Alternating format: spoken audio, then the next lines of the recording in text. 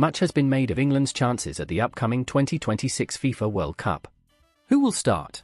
How will they cope with the heat? Is it coming home? None of these questions will be answered here today. No, instead, we're going back to the first ever World Cup in 1930. England didn't enter this tournament, but what if they did? Would history show that England's first World Cup win was 1930? We'll get to that later. But now, let's put on our best FA selection committee hats, ignore any sense of strategy, and pick England's finest players of this generation.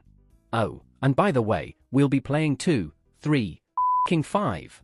None of this newfangled WM nonsense, thank you. So, all aboard. Fire up HMS the World Cup. Full steam ahead for Montevideo. So, who is in our first 11?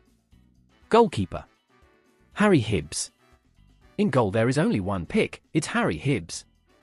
Representing Birmingham City, Hibbs was the most prominent England goalkeeper of his era, having the position pretty much on lockdown by 1930.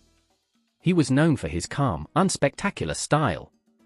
Between 1929 and 1936 he earned 25 caps for England, keeping 10 clean sheets and conceding just 26 goals, which is more impressive than it sounds in an era of high-scoring matches.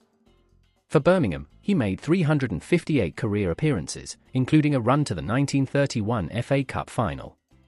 He never got to show off on the world stage, but the 1930 World Cup would certainly have been a great introduction. Right back: Roy Goodall. At right back, Roy Goodall of Huddersfield Town is a surefire starter.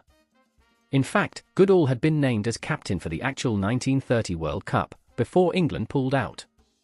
He was one of the best defenders in the world at his peak, a cornerstone of Huddersfield's legendary team that won the league 3 times on the bounce in the 1920s. He won 25 caps for England, captaining the Three Lions on 12 occasions. Described as a true footballer and no ordinary defender, his playing career spanned 16 years. As a one-club man, he made 403 appearances for the Terriers during their most successful period.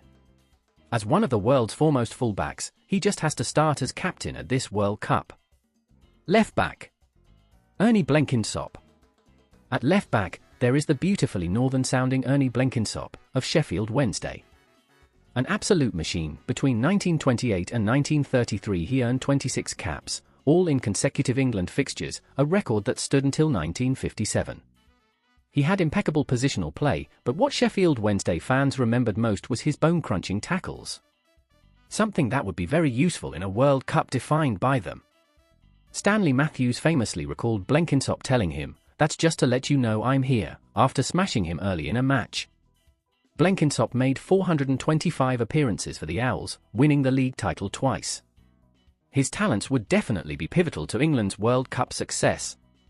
Centre-back: Ernie Hart. In the centre of the half-back line, Ernie Hart of Leeds United is the obvious choice. Hart had the honour of playing in the 4-3 victory over Austria's wonder team in 1932, the match that ended their 14-game unbeaten run. He was called a tower of strength. He won just 8 England caps in total, but his international career would probably have been longer had he not been banned for swearing at a referee. He was a dependable figure for Leeds, making many appearances alongside his mate, Willis Edwards, more on him later. A centre-back capable of marking one of the world's best centre-forwards out of the game just has to be our first choice. Right half: Alf Strange. Nothing strange about our choice of right half, apart from his name. That would be Alf Strange of Sheffield Wednesday. Strange actually played for England in a match on the same day the first World Cup kicked off. He captained England 3 times, earned 20 caps, and was part of the famous Leach, Marston, Strange half-back line at Sheffield Wednesday that helped them win back-to-back league titles. He was known for superb passing, a powerful shot, and sharp tackling. Many clubs had rejected him early in his career, certain he was too small. Sheffield Wednesday took the chance on him, and the rest is history. His tough tackling and keen eye for a pass would be invaluable in South America. Left half: Willis Edwards. This name sounds familiar. At left half comes Willis Edwards, Ernie Hart's teammate from Leeds.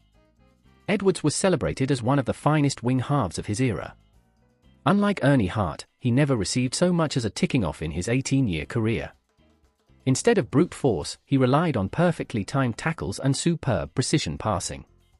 Eddie Hapgood of Arsenal called him the ideal halfback. One thing Willis Edwards is credited with is the first recorded scorpion kick. Have it, Rene Higuita. His composure and class would certainly show the South Americans how it's done. Outside right. Sammy Crooks. At outside right, it has to be 22-year-old Sammy Crooks, of Derby County. Undisputedly one of the best wingers in the Football League, he earned 26 caps between 1930 and 1936, scoring 7 goals. One of no less than 17 children, he started his football career after working down the pit. In the 1930s, he formed a celebrated partnership with the maestro, Rach Carter, that was effective for both club and country. As his swan song, in 1946, he scored in every round of the FA Cup leading up to the final, but tragically missed the final itself through injury. Sam Crooks is a legend at Derby, where he made 445 appearances and scored 110 goals, and would definitely want his talents at the World Cup. Outside left. Ellis Rimet. On the left wing is another Sheffield Wednesday man, Ellis Rimet. A winger who was a regular goalscorer, in just 4 of England caps, he scored 2 goals, both on his debut.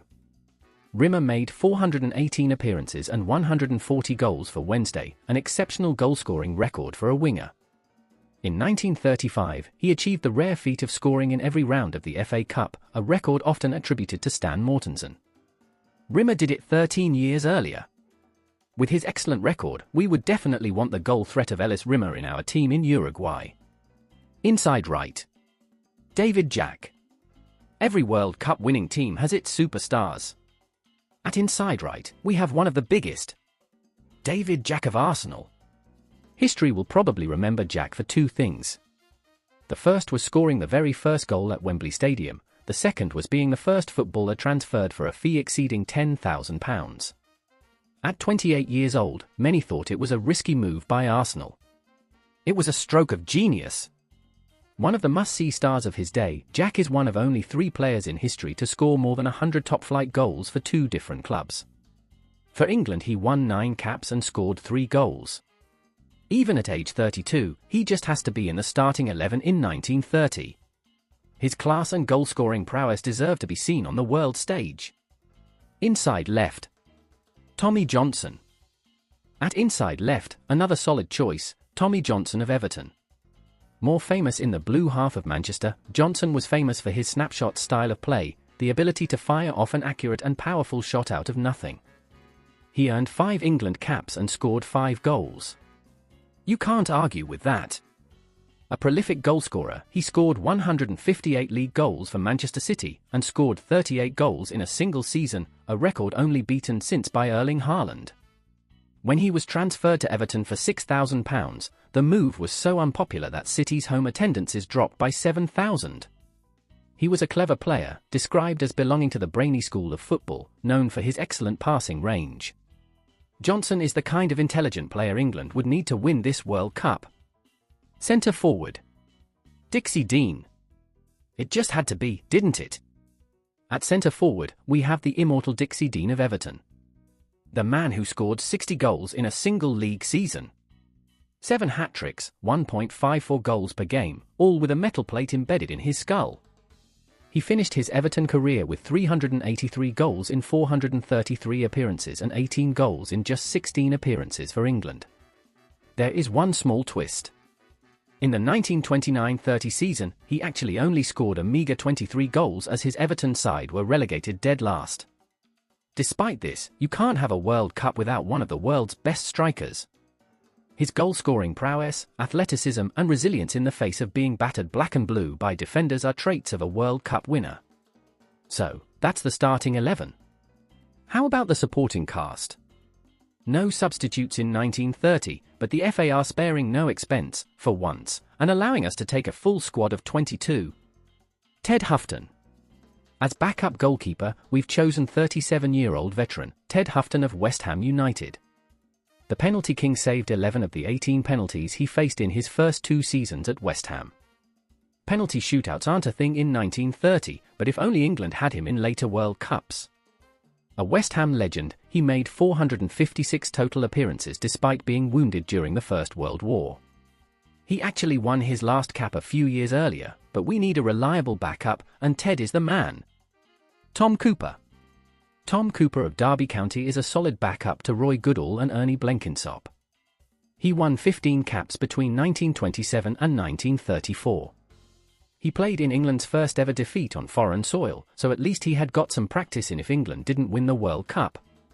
His career was hampered by serious knee injuries that eventually required the removal of cartilage from both knees. He'd have earned considerably more caps without that setback. Warnie Cresswell. England are the kings of football, so naturally, we have to have royalty in our squad.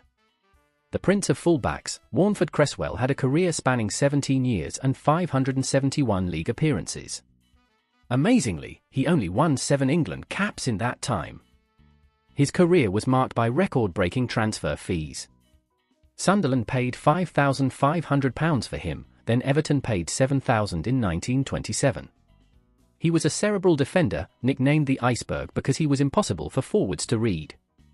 In 1930, he was 32 years old and winding down his career, but his experience and class is definitely something we want in the squad. Austin Campbell. As a backup half-back, we could do far worse than Austin Campbell of Huddersfield Town. A natural winner, in his 8 caps between 1928 and 1931, England won all 8 matches. He won the FA Cup with Blackburn in 1928, then joined Huddersfield and reached another FA Cup final in 1930. A solid and reliable halfback, he is perfect for a World Cup squad. Jack Hill. Also reinforcing the halfbacks, we have veteran Jack Hill of Newcastle United. A towering figure, literally. At 6 feet 3 inches, he was likely the tallest professional footballer of his era. He captained England in 8 of his 11 appearances for the national team. He led the team during a memorable tour of Belgium and France in 1927, which included victories of 9-1 and 6-0. In 1930 he was a 33-year-old veteran, a perfect backup in a World Cup winning squad. Gordon Hodgson. As a backup inside forward, I've gone with Gordon Hodgson of Liverpool, a dual international who represented both South Africa and England. He earned 3 caps for England, scoring once. Hodgson was born in South Africa to English parents and finished his career as the 4th highest goalscorer in English top-flight history. At Liverpool, he scored 241 goals in 377 appearances, holding their scoring record until 1969. He set a still-standing club record with 17 league hat-tricks. If he wasn't busy playing first-class cricket, which he probably would be in July, he'd be an excellent addition to the squad. Ernie Hine. Also as backup for the inside forwards, we have Leicester City legend, Ernie Hine. His business was goals. Lots of them. As one of the most prolific goalscorers of his generation, he scored 4 goals in 6 caps for his country and broke all sorts of scoring records at club level. Many of them would only be broken by Jamie Vardy over 80 years later. Having a goal machine like him would be an asset at the World Cup. Eric Brook. As backup on the wing I've gone with Manchester City maverick, Eric Brook. Known for his unconventional roaming style of play in an era dominated by positional rigidity, he was one of the finest wingers in the game. Another who was no stranger to having 7 bells kicked out of him, he'd certainly be on familiar ground at this World Cup. Hughie Adcock. Also waiting in the wings, we have Ernie Hine's fellow Leicester City legend, Hugh Adcock. Standing all of 5'3", the speedy and tricky outside forward would become a legend for his club. He guided the Foxes to the 2nd Division title, as well as their highest top-flight finish until 2016. A star in one of Leicester's best-ever sides, he'd be an excellent choice for our squad. George Camsell.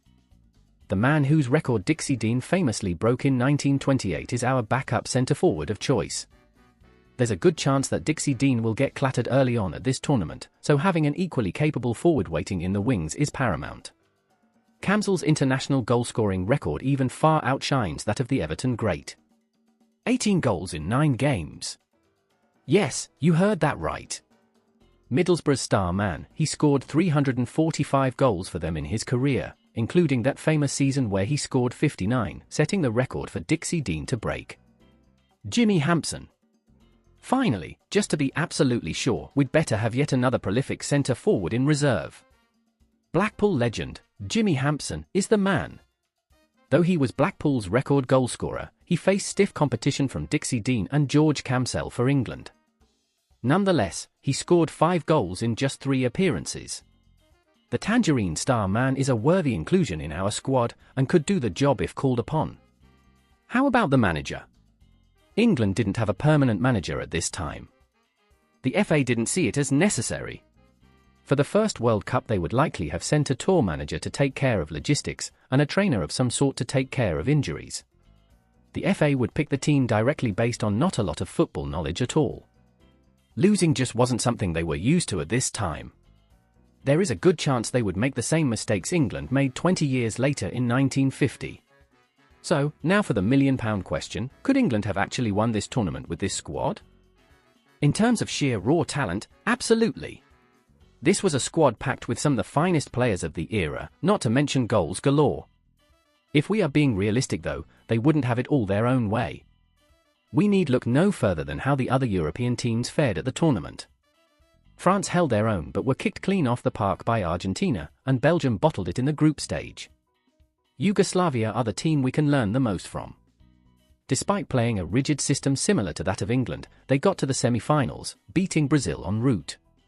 The tournament was marred by biting cold temperatures, driving rain, and soaking wet pitches. These conditions would certainly suit England. Just like Yugoslavia though, England would probably fall victim to the same outside factors. In the semi-finals, Yugoslavia were famously denied a blatant goal as the referee showed clear favoritism to the hosts. Uruguay even scored a goal with an assist from a police officer after the ball had gone out of play. Their 6-1 defeat is no reflection of how they played that day, and England would, no doubt, suffer the same fate. I can't imagine the Uruguayan authorities allowing a European nation to win in their own backyard. The riots that would have resulted would possibly even have put future World Cups in jeopardy. If you enjoyed this look at England's Fantasy 1930 squad, please like and share the video and subscribe to the channel. Would you like to see more of these speculative World Cup squads? Let me know in the comments and don't forget to weigh in with your choices if you disagree with mine. We've got plenty more good old-fashioned football stories coming up during World Cup season. In the meantime, why not find out what happened to England's actual first World Cup squad in 1950?